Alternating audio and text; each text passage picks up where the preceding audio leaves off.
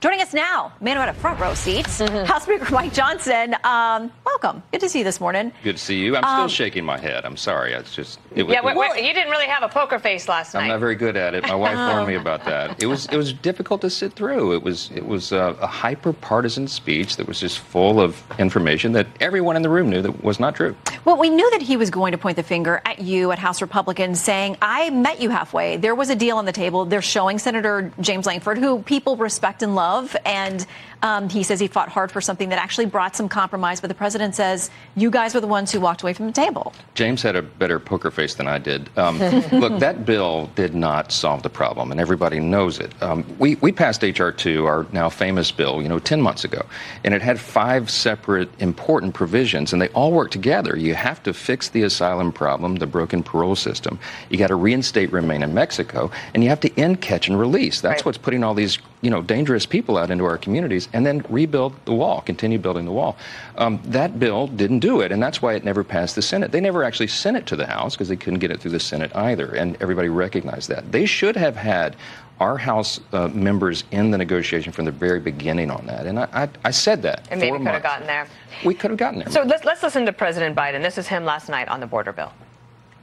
But look, if we change the dynamic at the border, people pay these smugglers $8,000 to get across the border because they know if they get by and let into the country, it's 6 to 8 years before they have a hearing. Folks,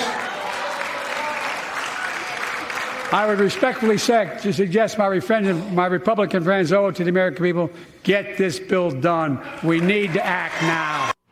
Well, I'm assuming that there will be no legislation between now and the election. There was also the other moment where Marjorie Taylor Greene, the Republican from Georgia, she gets into a back and forth with President Biden, and he mentions Laken Riley's name, though he mispronounces it and says Lincoln. But then he says something like, but how many Americans are being killed by illegals? Did you catch that? And what do you think he meant by that? I did. It was one of the times he apparently went off the teleprompter and said the obvious truth. And we're asking the same question. And it is a scourge across the country. This is a humanitarian catastrophe, not just because of the people that are being affected, those who are being trafficked into the country, but now because we have Laken Riley type events all around the country. We had one in Louisiana just 2 days, I think it was 2 days after Laken's brutal murder. We had a violent rape of a 14-year-old girl in South Louisiana. This is happening in communities all around the country. By a migrant. By an illegal migrant who's been released into the country. And these are people that they know are criminals. We passed the Laken Riley Act on the floor just a few hours before the president did the State of the Union.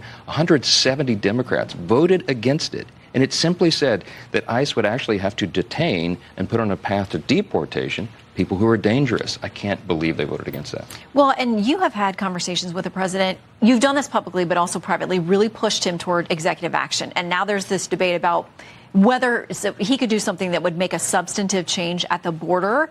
You said some of this is now going to be election year hijinks and that kind of thing, but folks will say you pushed him to do executive orders.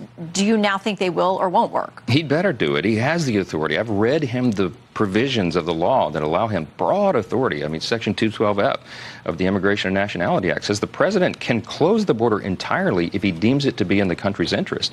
When I told him that the first time, he said, it seems like that's the break the glass option. Well, yes, it is, Mr. President. Is 302,000 people coming across the border in December alone a break the glass moment? I think it is. We had that conversation probably early January.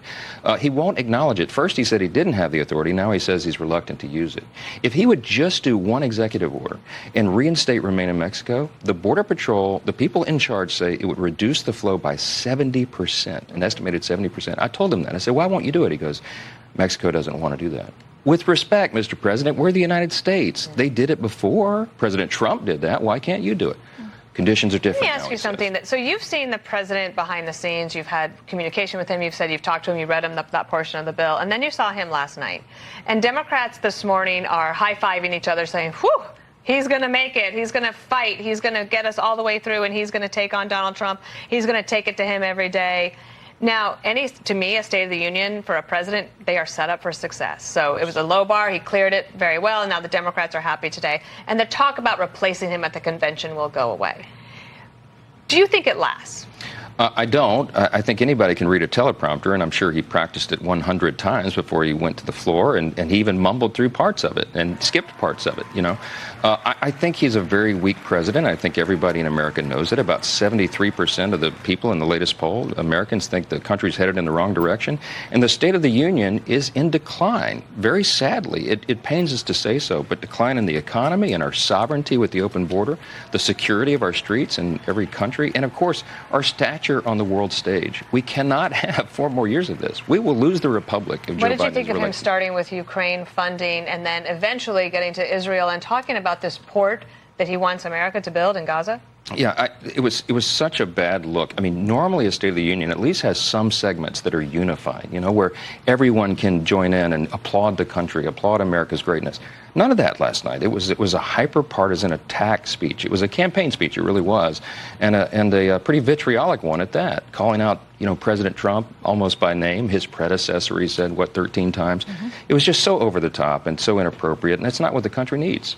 Well, he heads out now to a number of swing states. He takes this campaign on the road, and they're going to point to the jobs numbers this morning and say, look, this is good. Unemployment is down. GDP is up.